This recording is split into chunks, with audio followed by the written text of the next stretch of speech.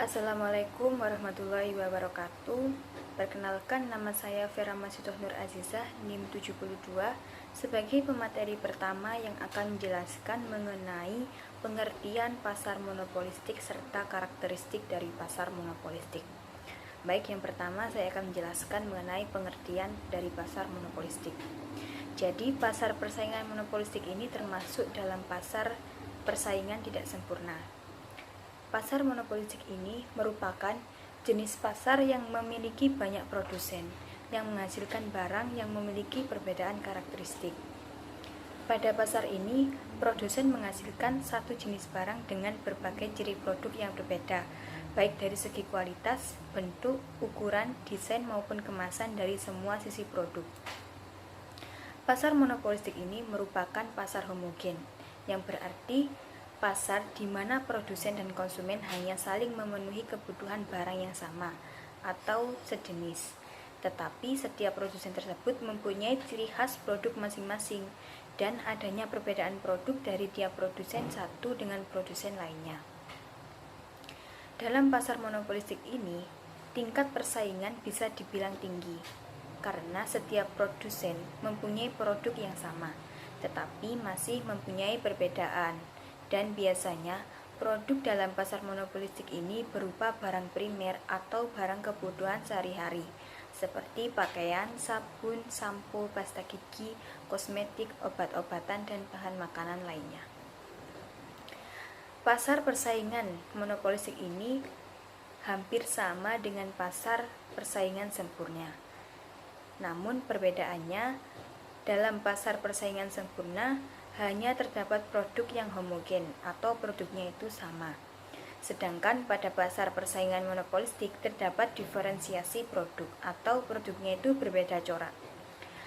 Dengan adanya diferensiasi produk ini mengakibatkan perusahaan bebas menaikkan dan menurunkan harga dan melakukan persaingan non harga.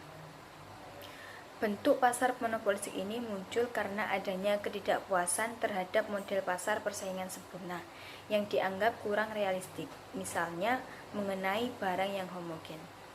Contoh dari pasar monopolistik ini yaitu pasar yang menawarkan berbagai produk yang ada dalam kehidupan sehari-hari, seperti air mineral, sampo, sabun, kosmetik, dan lain-lain.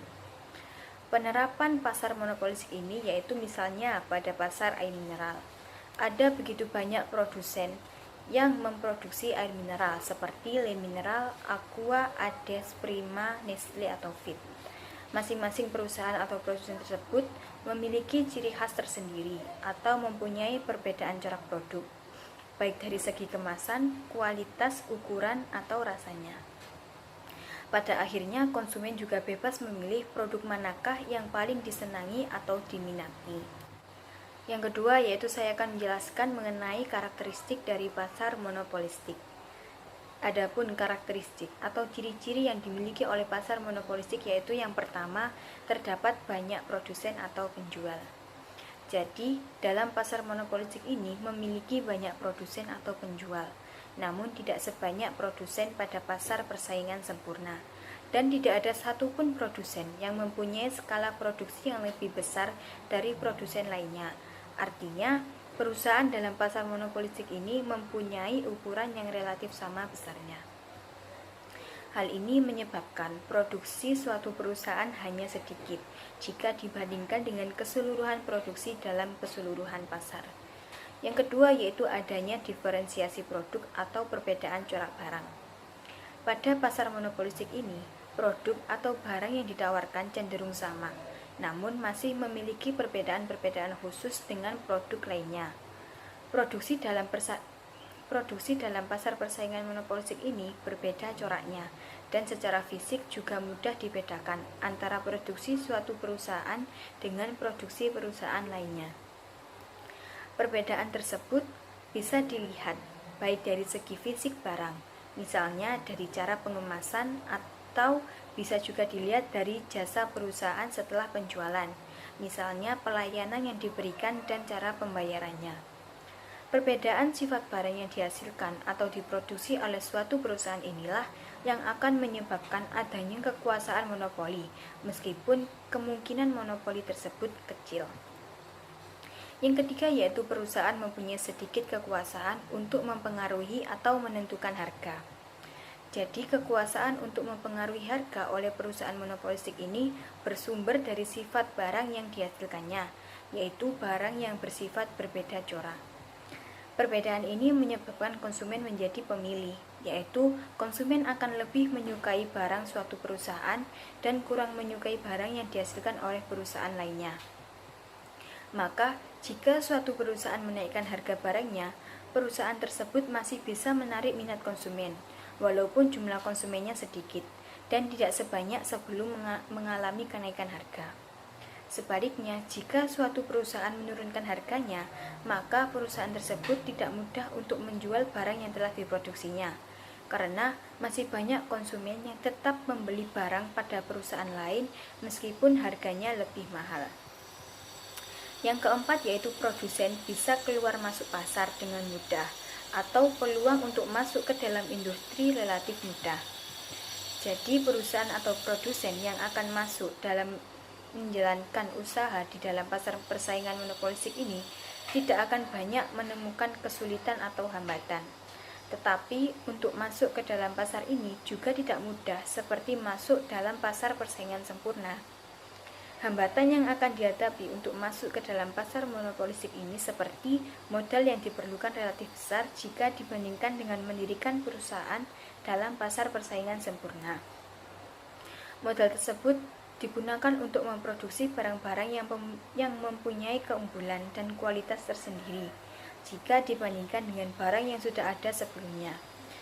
Yang kedua yaitu perusahaan harus berusaha untuk menghasilkan barang yang berbeda coraknya dan lebih menarik dibandingkan dengan barang yang sudah tersedia di pasar.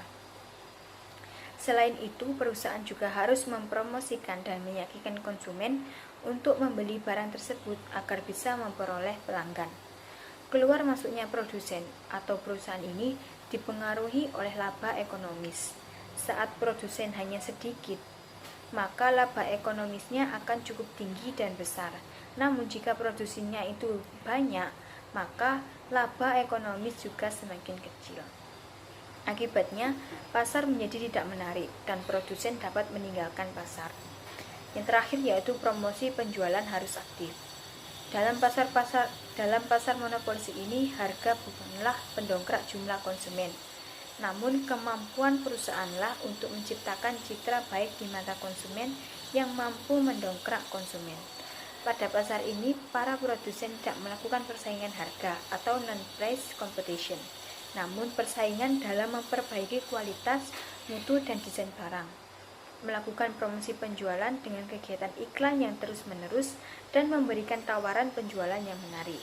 Persaingan jenis ini akan berdampak pada peningkatan kualitas dan desain barang. Oleh karena itu, iklan dan promosi memiliki peran yang sangat penting dalam menarik minat konsumen serta untuk memperkenalkan diferensiasi produknya. Sekian yang dapat saya jelaskan, kurang lebihnya saya mohon maaf. Terima kasih. Wassalamualaikum warahmatullahi wabarakatuh. Assalamualaikum warahmatullahi wabarakatuh. Perkenalkan, nama saya Putri Safitri, NIM 175. Di sini saya sebagai pemateri kedua melanjutkan dari pemateri pertama. Saya akan menjelaskan tentang kelebihan dan kekurangan pasar monopolistik. Beberapa kelebihan dari pasar monopolistik yaitu: 1. Banyaknya produsen di pasar yang dapat memberikan keuntungan bagi konsumen untuk bisa memilih produk yang terbaik baginya. 2. Penjual tidak sebanyak pasar persaingan sempurna. 3. Kebebasan keluar masuk bagi produsen mendorong produsen untuk selalu melakukan kreasi dan inovasi dalam menghasilkan produknya. 4. Diferensiasi produk mendorong konsumen untuk selektif dalam menentukan produk yang akan dibelinya dan dapat membuat konsumen loyal terhadap produk yang dipilihnya. 5. Pasar ini relatif mudah dijumpai oleh konsumen karena sebagian besar kebutuhan sehari-hari tersedia dalam pasar monopolistik. Selain memiliki kelebihan dalam pasar monopolistik juga memiliki kekurangan. Yang pertama, pasar monopolistik memiliki tingkat persaingan yang tinggi baik dari segi kualitas, harga maupun pelayanan. 2. Memerlukan modal yang cukup besar untuk masuk ke dalam pasar monopolistik. 3. Pasar monopolistik akan mendorong produsen untuk selalu berinovasi. 4. Perusahaan kecil atau perusahaan yang baru masuk pasar monopolistik, tingkat keoptimalan atau efisiensinya cukup rendah sehingga harga barang tinggi. 5. Kurang efisiensi suatu produk dan produksi di perusahaan kecil, maka harga produk juga akan semakin murah. 6. Terdapat kemungkinan akan terjadi pemborosan biaya produksi, pengiklanan, dan hal lainnya dalam pasar monopolistik. Materi selanjutnya yaitu penilaian ke atas pasar monopolistik. Analisis yang dibuat dalam penilaian ke atas pasar monopolistik hanya mencakup penilaian ke atas efek dari persaingan monopolistis pada efisiensi penggunaan sumber daya, efisiensi dan diferensiasi produksi, dorongan untuk mengembangkan teknologi dan menciptakan inovasi, serta motif penyaluran atau distribusi pendapatan. Penjelasan mengenai kelebihan dan kekurangan dari kegiatan tersebut akan dinilai pada bagian berikut. A. Efisiensi penggunaan sumber daya. B. Efisiensi dan diferensiasi produksi. C. Perkembangan teknologi dan inovasi. D. Distribusi pendapatan. Yang A. Efisiensi penggunaan sumber daya. Cara penilaian efisiensi pasar persaingan monopolistik dalam mengalokasikan sumber-sumber daya yaitu dengan dibuatnya suatu perbandingan dengan efisiensi perusahaan dalam pasar persaingan sempurna. Yang B. Efisiensi dan diferensiasi produksi. Barang-barang yang dihasilkan oleh perusahaan persaingan monopolistik bersifat berbeda motif atau corak. C. Perkembangan teknologi dan inovasi. Pada umumnya, ahli ekonomi berpendapat bahwa pasar persaingan monopolistik memberikan dorongan yang sangat terbatas untuk melakukan perkembangan teknologi. D. Distribusi pendapatan. Persaingan monopolistik mengakibatkan corak distribusi pendapatan yang sama sifatnya seperti dalam persaingan sempurna, yaitu distribusi pendapatan yang seimbang. Sekian dari presentasi saya, kurang lebihnya mohon maaf. Wassalamualaikum warahmatullahi wabarakatuh. Bismillahirrahmanirrahim. Jadi persaingan non harga. Jadi persaingan non harga di sini pada hakikatnya yaitu apa? Itu usaha di luar perubahan harga yang dilakukan oleh sebuah perusahaan untuk menarik lebih banyak konsumen ataupun pembeli atas barang yang diproduksi oleh perusahaan tersebut. Gitu. Jadi hakikatnya yaitu apa? Usaha dari sebuah perusahaan agar mendorong lebih banyak pembelinya seperti itu. Persaingan non harga di sini dibagi menjadi dua. Yang pertama yaitu diferensiasi produksi. Yang kedua yaitu iklan dan berbagai bentuk promosi yang lain. Diferensiasi di sini dan pengiklanan hanya berlaku dalam pasar monopolistik dan pasar oligopoli. Jadi tidak berlaku pada pembahasan yang kemarin ataupun pada pasar persaingan sempurna dan juga pasar monopoli. Karena kenapa tidak berlaku di pasar monopoli? Karena di pasar monopoli itu tidak mempunyai saingan seperti itu. Kan cuma satu yang menjual ataupun perusahaannya. Yang adapun kalau yang di pasar persaingan sempurna itu karena apa?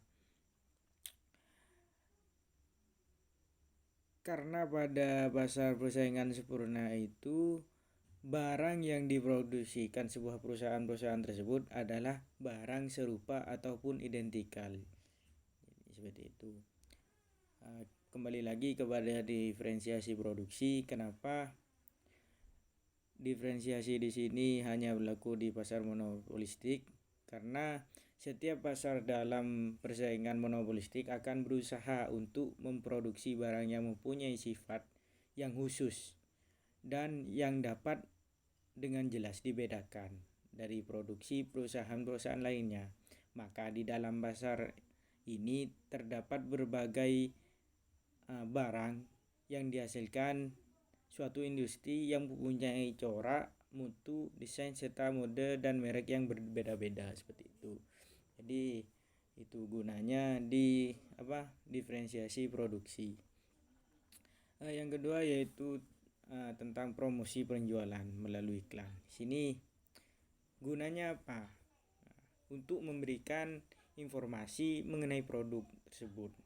Jadi lebih gampang mengakses para pembeli untuk mencari tahu. Dan juga untuk menekan kualitas suatu produk dengan cara persuasif. Jadi situ di iklan tersebut menerangkan kepada konsumen bahwanya kualitasnya seperti ini, seperti itu. Dan yaitu ada lagi yaitu untuk memelihara hubungan baik dengan para konsumennya. Jadi konsumen selalu bisa mengupdate seperti itu. Adapun istilahnya keburukan dan kebaikan tentang iklan tersebut. Yang pertama yaitu tentang manfaat ataupun apa yang kita dapat dari iklan. Di samping karena biaya produksi yang memungkinkan akan menjadi lebih rendah ketika ada sebuah golongan yang menekan tentang kebaikan iklan. Jadi ada beberapa golongan yang mendorong iklan tersebut. Karena kenapa? Karena pengiklanan itu membantu konsumen untuk membuat keputusan yang lebih baik di dalam menentukan jenis-jenis barang yang akan dibelinya. Jadi lebih gampang memilihnya karena sudah ada iklan. Selanjutnya itu iklan ini akan mengalahkan kegiatan memperbaiki mutu suatu barang. Jadi bisa memperbaiki dengan cara iklannya tersebut menerangkan bahwasanya mutunya seperti ini. Dan juga iklan di sini membantu pembiayaan perusahaan komunikasi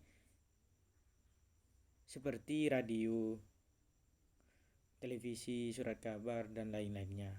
Bisa di Instagram apapun yang sekarang lagi trending gitu. Dan juga dari iklan tersebut memberi manfaat yaitu menaikkan kesempatan kerja.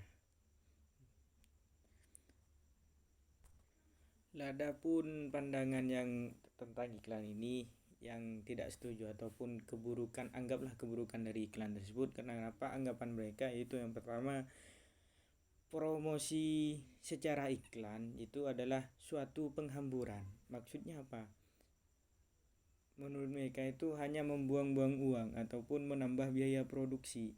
Nantinya ketika ada iklan harus menambah biaya seperti itu. Jadi akan mengakibatkan biaya produksinya tambah banyak gitu. Dan juga alasan kedua yaitu iklan tidak selalu memberi informasi yang benar. Selanjutnya, iklan bukanlah suatu cara yang efektif. Itu katanya itu iklan itu tidak efektif untuk menambah jumlah pekerja dan perekonomian. Jadi itu pandangannya. Yang terakhir pandangannya itu karena iklan itu dapat menjadi penghambat kepada perusahaan-perusahaan baru untuk masuk ke dalam industri. Jadi itu baik dan buruknya suatu iklan. Assalamualaikum warahmatullahi wabarakatuh. Perkenalkan, nama saya Agnes Aprilia Dwi Francisco, NIM 19072110157. Di sini saya sebagai pemateri keempat akan menjelaskan tentang pengertian pasar oligopoli. Secara etimologis, oligopoli berarti beberapa penjual atau produsen. Pasar oligopoli adalah suatu bentuk interaksi permintaan dan penawaran ketika terdapat beberapa penjual. Biasanya antara 2 sampai dengan 10 penjual yang menguasai seluruh permintaan pasar. Jika hanya terdapat 2 perusahaan, bentuk pasar itu disebut duopoli. Oligopoli dibedakan berdasarkan produknya menjadi oligopoli murni dan oligopoli terdiferensiasi. Disebut oligopoli murni jika terdapat produk homogen dan disebut oligopoli terdiferensiasi jika produknya mengalami perbedaan corak. Dalam oligopoli, tiap-tiap perusahaan menetapkan kebijaksanaan sendiri antara lain mengenai kebijakan penetapan harga dan kualitas produk. Karakteristik pasar oligopoli. Yang pertama, terdapat beberapa penjual yang menguasai pasar dan salah satu penjual menjadi market leader. Penawaran satu jenis barang hanya dikuasai oleh beberapa perusahaan atau produsen. Kedua, barang yang dijual dapat homogen dan juga dapat terdiferensiasi. Barang yang standar biasanya dihasilkan oleh perusahaan yang menghasilkan bahan mentah. Sedangkan barang yang berbeda corak pada umumnya merupakan barang jadi.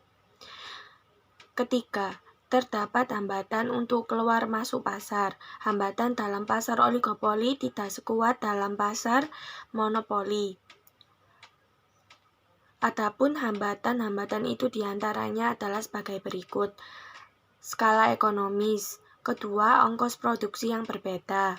Ketiga, keistimewaan hasil dan diferensiasi produk.